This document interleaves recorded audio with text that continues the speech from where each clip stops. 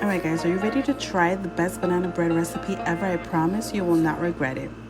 I have 4 bananas that I'm going to mash here. I have 1 1/3 cup of flour. I didn't have cinnamon, so I'm using nutmeg. A teaspoon of nutmeg, a teaspoon of baking soda, a teaspoon of baking powder, and half a teaspoon of salt. And I'm missing the cup of sugar, but I'm only going to put half a cup of sugar.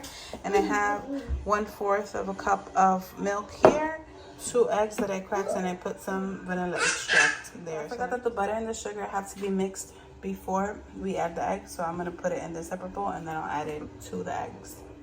It looks crazy, but this is the butter, the sugar, and the eggs, and I just added the banana, so we're gonna mix it now.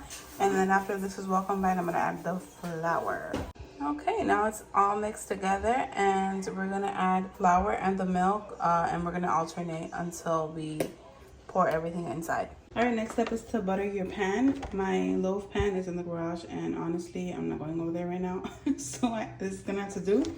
And a little pro tip, when you're going to butter your pan, just put some gloves on and scoop it out of the tub and put it in. That way, you know, you're using clean gloves and your hand doesn't get dirty.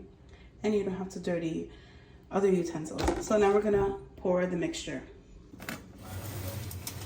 In she goes.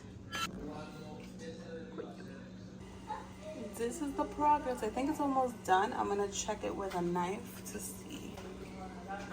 No way, not knife. Yeah, it's done. All right, let's cut it.